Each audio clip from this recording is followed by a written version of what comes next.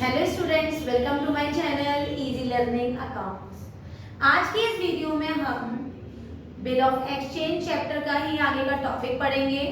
इसका नाम है retirement and renewal of the bill. सबसे पहले पढ़ेंगे हम retirement of the bill under rebate before the due date. मतलब फॉर एग्जाम्पल, अगर मैंने ऐसे ड्रॉअर से बोला है कि I will make the payment of the things which I purchase in credit after 2 months, right. और मैंने बच्चों 2 month से पहले ही उसका पेमेंट दे दिया।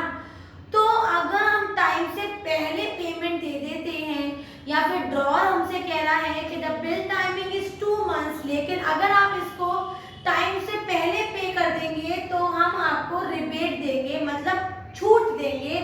तो इसके अंडर में जो हम एंट्री पास करते हैं बिफोर द ड्यू डेट, अगर पेमेंट हो जाता है तो उसे कहते हैं retirement of the bill under rebate before the due date. ये बात, इसकी एक शर्त समझ लीजिए, कंडीशन समझ लीजिए कि पेमेंट ड्यू डेट से पहले ही होना चाहिए, तभी हमें रिबेट मिलती है।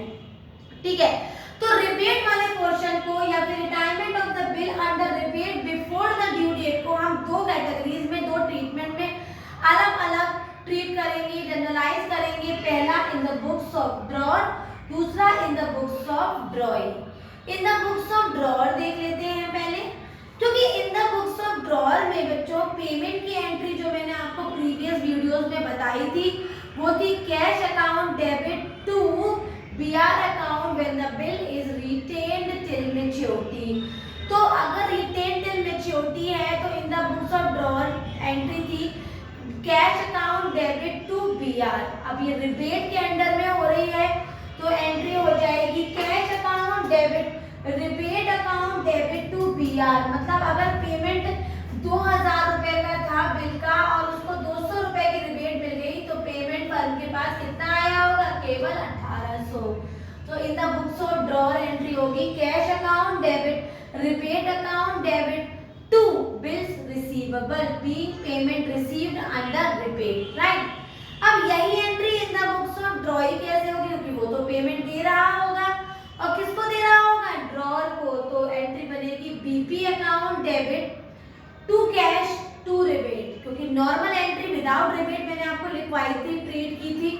Bills payable account debit to cash account, या फिर बैंक भी लिख सकते हैं, लेकिन रिबेट भी है तो bills payable account debit to cash to rebate being bills amount paid under rebate. ये जो retirement of the bill under rebate का टॉपिक पढ़ा है ये तभी होगा जब ड्यू डेट से पेमेंट पहले हो जाएगा और फर्म में कंडीशन होगी रिबेट देने की, तो हम रिटायरमेंट ऑफ द बिल की कंडीशन ट्रीट करेंगे according to in the books of drawer and drawing when there is rebate condition is given in the question, right। आगे बढ़ जाते हैं, हमारा नेक्स्ट पॉइंट है वो है हमारा रिन्यूअल ऑफ द बिल। देखो बच्चों, अभी जो हमने प्रीवियस टॉपिक पढ़ा था वो था हमारा डिसऑनर ऑफ द बिल, जिसका मैंने एक वीडियो में ट्रीटमेंट पढ़ाया और अगली ही वीडियो में उसका न्यूमेरिकल भी कराया था। लेकिन आज ये जो पॉइंट है इसमें बंदे ने धोखा नहीं किया है, मतलब ड्यू डेट पे पेमेंट ना आना ये तरीके से धोखा होना होता है जिसके लीगल चार्जेस हैं और हमने वो चार्जेस भी लगाए in the name of noting charges made by notary public, firstly paid by the drawer, उसके बाद अल्टीमेटली वो पैसा ड्रॉई से ही वसूल लिया जाता है और उसी से ही अल्टीमेट वो पैसा मांग लिया जाता है, उन सारी लीगल चार्जेस का भी। ये जो टॉपिक है इसमें साफ साफ ये बात है कि फॉर एग्जांपल अगर मुझे 2 महीने बाद पेमेंट देना है, 2 महीने वाले से पेमेंट वाले दिन या एक दिन पहले मैं उस ड्रॉअर के पास जाती हूँ और उससे कहती हूँ कि भाई पेमेंट मेरे पास अभी है नहीं है, फ्रेंकली स्पीकिंग मैं आपको धोखा दूँ, डिसऑनर करूँ, उससे पहले ही मैं आपको सामने से बता रही हूँ या बता रहा हूँ कि मेरे पास पेमेंट नहीं है, प्लीज आई रिक्वेस्ट यू कि आप मेरे इस बिल को कैंसिल कर दीजिए और मेरे लिए नया बिल लिख दीजिए आफ्टर ए स्पेसिफाइड टाइम। लेकिन इस बात पे ड्रॉअर यही कहेगा कि नए बिल लिखने का मुझ पर क्या फायदा होगा, मुझे क्या फायदा होगा। तो ड्रॉअर कहता है कि ठीक है आप मुझसे इंटरेस्ट ले लेना, या फिर ड्रॉअर कहते हैं कि ठीक है अगर मैं न्यू बिल आपको लिखूंगा पुराना बिल कैंसिल करके तो मैं उस पर आपसे इंटरेस्ट चार्ज करूंगा।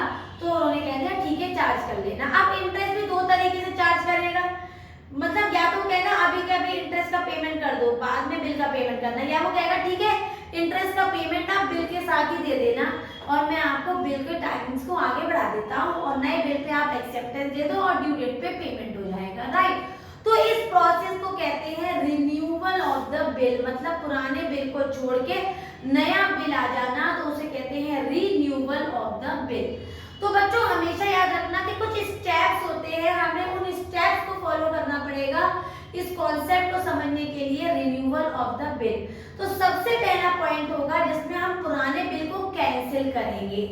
तो पुराने बिल का जो कैंसिलेशन एंट्री है सेम एज डिसऑनर है, बट एक ही अंतर है, डिसऑनर में नोटिंग चार्जेस साथ में लग जाता है अगर क्वेश्चन कह रहा है तो, लेकिन कैंसिलेशन में नोटिंग चार्जेस नहीं लगता क्योंकि कोई लीगल एक्शन नहीं किया है। सामने से ड्रॉई ने बोला कि प्लीज रिक्वेस्ट की है कि मेरा बिल कैंसिल करके नया बिल मुझ पे लिख दो, तो इसकी एंट्री सेम एज डिसऑनर होगी। अगर बिल रिटेन टिल मैच्योरिटी है तो नॉर्मल एंट्री हो जाएगी। रिटेन टिल मैच्योरिटी में एंट्री जो मैंने डिसऑनर की आपको पढ़ाई थी वो थी हमारी ड्रॉई डेबिट, एज्यूम कर लेते हैं बी, तो बी या फिर मैं ड्रॉई लिख देती हूँ, drawee debit to bills receivable. अगर कैंसिलेशन में बच्चों डिस्काउंटेड फ्रॉम बैंक है तो एंट्री अगेन हो जाएगी ड्रॉई डेबिट टू बैंक। अगर कैंसिलेशन बच्चों एंडोर्स बाय एंडोर्सी का है then again drawee debit to endorsee. और अगेन अगर bill send to bank for collection का है कंडीशन तो drawee debit to bank send bill send to bank for collection. तो याद रखना बच्चों ये चार में से कोई भी कॉन्सेप्ट है, कोई भी कंडीशन है, हमें अपने कैंसिलेशन की एंट्री सेम एज डिसऑर्डर करनी है, बट अंतर सिर्फ और सिर्फ एक ही होगा कि नोटिंग चार्जेस लगते हैं डिसऑर्डर में क्योंकि वो लीगल चार्जेस हो जाते हैं, लेकिन कैंसिलेशन में कोई भी नोटिंग चार्जेस नहीं होते हैं, राइट। तो ये हम कैंसिलेशन की एंट्री करेंगे, तो हमने इस कॉन्सेप्ट को फिनिश करना है। अब बच्चों ये मत बताओ हमने कैंसिल तो कर दिया, पार्ट पेमेंट ऑफ ड्रॉई, ऐसा भी कभी कभी हो जाता है कि बिल मान लो 5000 का था और उसने कहा कि भाई 2000 रुपए ले ले कैश में और 3000 का नया बिल लिख दे, तो थोड़ा सा पेमेंट आ भी जाता है बिल का। तो वो एंट्री बहुत इजी है कि अगर in the books of drawer की बात करूं तो पेमेंट आया है तो कैश अकाउंट डेबिट टू किसने पेमेंट दिया है, बी ने, ठीक है बेटा। और अगर इन द बुक्स ऑफ ड्रॉई की बात करूं तो बेटा पेमेंट तो हमारे बी ने दिया है तो ए डेबिट टू कैश अकाउंट, अब बी का part of money receive. Easy है, कोई बहुत कठिन कॉन्सेप्ट नहीं है। अब पार्ट ऑफ पेमेंट आ गया है तो ड्रॉई में हम कैश को क्रेडिट कर देंगे और ड्रॉअर में कैश को डेबिट कर देंगे, राइट। आगे बढ़ जाते हैं, या फिर हम यहाँ पर बीआर भी लिख सकते हैं बच्चों और यहाँ पर बीपी भी लिख सकते हैं, पीपी के बिहार पे पेमेंट आया है, राइट। आगे बढ़ जाते हैं, इंटरेस्ट चार्ज टू ड्रॉई। अभी मैंने आपको बताया कि कभी कभी क्या ऑलमोस्ट ड्रॉअर हमसे ये कहता है कि भाई नया बिल तो लिखवा रहे हो, इसमें इंटरेस्ट चार्ज होगा, तो हम उस पर रेडी हो जाते हैं। तो इंटरेस्ट अगर चार्ज हो रहा है तो in the books of drawer अगर इंटरेस्ट चार्ज हो रहा है, इंटरेस्ट चार्ज हो रहा है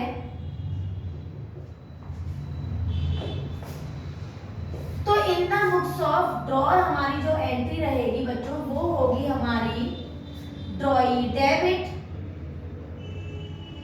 to interest being interest charge, right. और यही entry in the books of अगर ड्रॉई हो रही है तो एंट्री हो जाएगी हमारी interest account debit to drawer being interest charge. तो आपको ये बात याद रखनी है बेटा कि अगर इंटरेस्ट चार्ज की कंडीशन है और क्वेश्चन कह रहा है, जो क्वेश्चन कंडीशन बताएगा एंट्री हम कंडीशन अकॉर्डिंग ही करेंगे, राइट।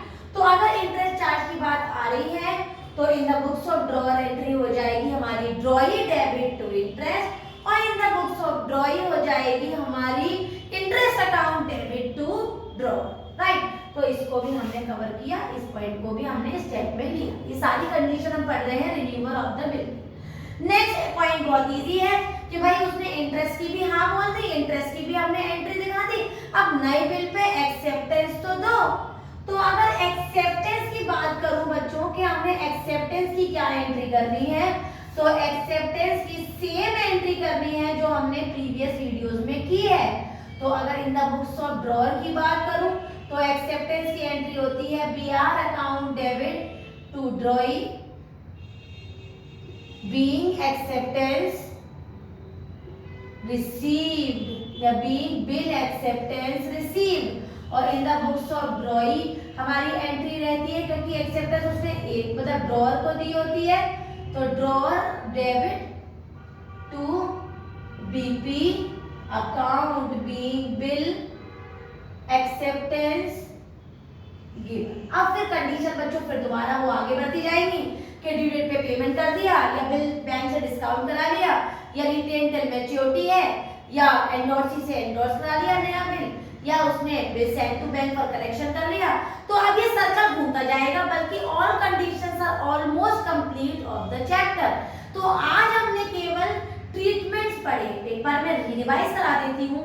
सबसे पहले मैंने आपको बताया retirement of the bill under rebate before the due date. तो ड्यू डेट से पहले अगर क्वेश्चन कंडीशन कह रहा है कि अगर टाइम से पहले आप पेमेंट करते हो तो आपको दिस पर्टिकुलर परसेंटेज की रिबेट मिलेगी। तो हम उसकी एंट्री करेंगे in the books of drawer cash account debit rebate account debit to drawee. और अगर in the books of drawee कर रहे हैं तो drawer debit to cash to हमारा रिबेट, राइट। अगर रिन्यूअल ऑफ द बिल है, सामने से क्वेश्चन कहेगा कि ड्यू डेट से पहले या ड्यू डेट वाले दिन हमारा ड्रॉअर के पास जाता है और कहता है कि ये बिल कैंसिल कर दो और इसके बदले में मैं तुम्हें इंटरेस्ट दूंगा और नए बिल पे एक्सेप्टेंस दे दो, रिक्वेस्ट करता है तो पहले करेंगे बिल को cancel same as dishonour without noting charges.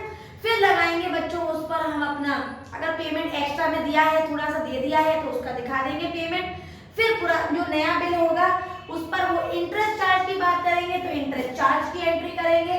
In the books of drawer है तो drawee debit to interest, in the books of drawee है तो एंट्री हो जाएगी हमारी interest account debit to drawer, right. और फिर लास्ट में हम बिल को एक्सेप्टेंस देंगे और कंडीशन वहीं खत्म हो जाती है। ड्यू डेट पे पेमेंट की बात कर रहे हैं तो ड्यू डेट पे पेमेंट दिखा देंगे, नहीं कह रहे हैं तो वहीं क्वेश्चन फिनिश कर देंगे।